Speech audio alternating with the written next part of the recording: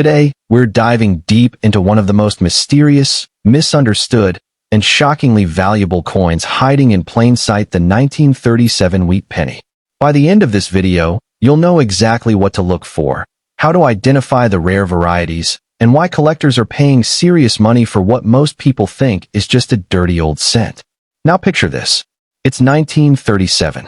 America is still clawing its way out of the Great Depression. Jobs are scarce. Families are struggling.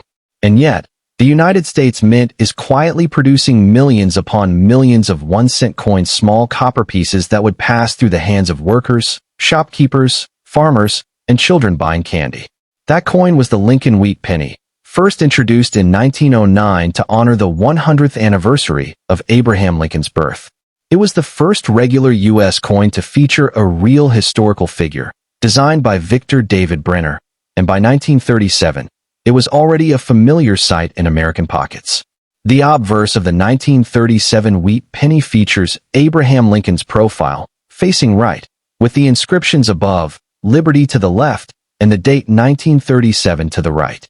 On the reverse, you see two simple wheat stalks framing the words 1 cent and United States of America. That iconic wheat design is why collectors call it the wheat penny. But here's the thing: while millions were made, not all 1937 pennies are created equal. In 1937, pennies were struck at 3 mints: Philadelphia, Denver, and San Francisco. The Philadelphia Mint produced over 309 million coins. These carry no mint mark. The Denver Mint struck over 50 million coins and marked them with a small d under the date. The San Francisco Mint struck over 34 million coins with an S mint mark. On the surface, these numbers make the 1937 penny seem common. And in circulated condition, many are. A heavily worn, dirty 1937 penny might sell for just a few cents above face value. But condition, errors, and special varieties change everything. Let's talk about what makes this coin special. First, it's part of the classic pre-World War II copper era. Every 1937 wheat penny is made of 95% copper and 5% tin and zinc. That means it has intrinsic metal value, but more importantly, it has the rich red-brown toning collectors love. When you find one that's been sitting untouched for decades, especially in original red condition, the value can skyrocket. A 1937 penny graded MS67 red by professional grading services has sold for thousands of dollars at auction. Yes, thousands for a 1-cent coin. But now we're getting to the real excitement: the errors and rare varieties. One of the most famous and valuable coins of the entire wheat penny series is the 1937 legged buffalo nickel, but that error has caused collectors to take a closer look at all 1937 Denver coins. And while the penny doesn't have a version like the nickel, there are dramatic die errors and doubled dies that can bring huge money. The 1937 doubled die obverse wheat penny is one of the key varieties to watch for. On these rare coins, you'll see noticeable doubling on the inscriptions, particularly in God We Trust, and the date 1937. Unlike minor machine doubling, true doubled die coins show clear separation and thickness in the letters and numbers. If you find strong, visible doubling under magnification, you could be looking at a coin worth hundreds or even thousands of dollars depending on condition. Then there are repunched mint marks, especially on 1937D and 1937S pennies. In the 1930s, mint marks were punched by hand into working dies.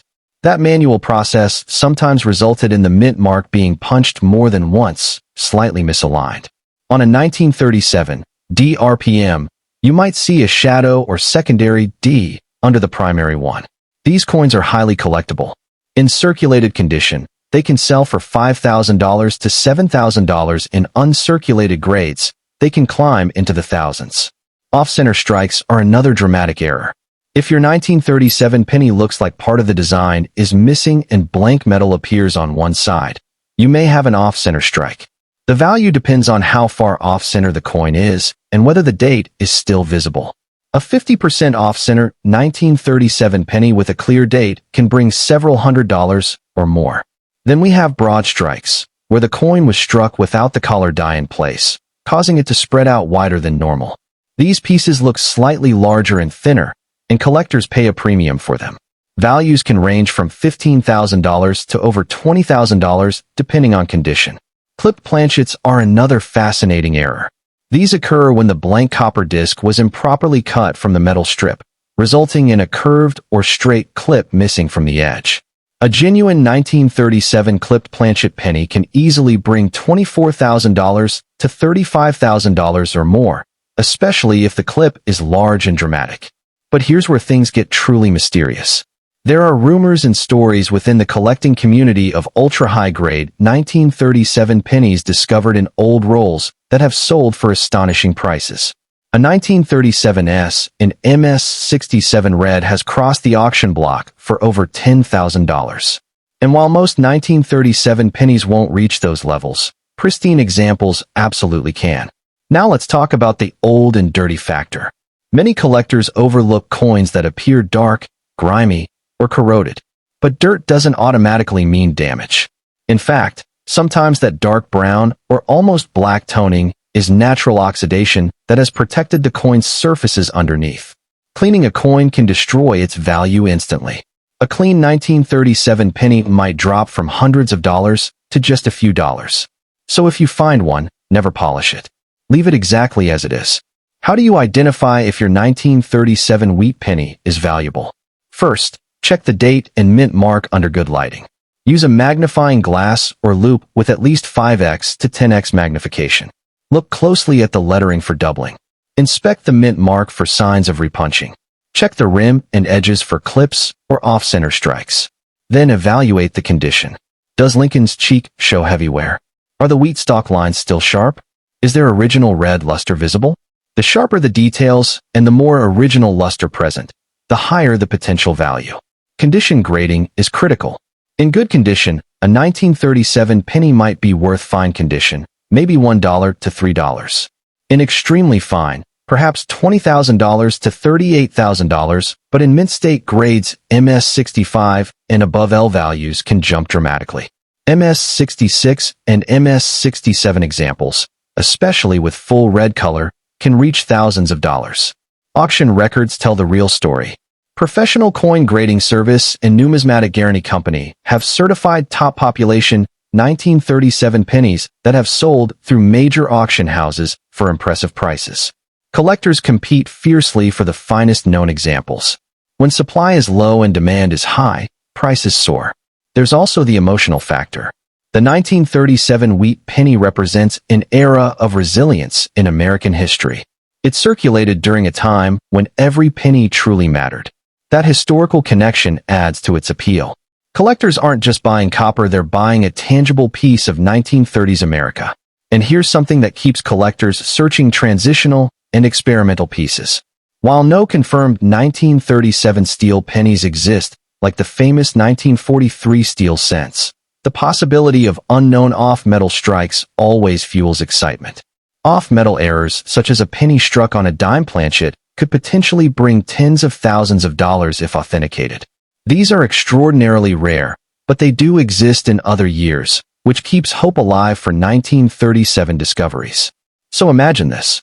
You're sorting through a box of old coins inherited from a grandparent.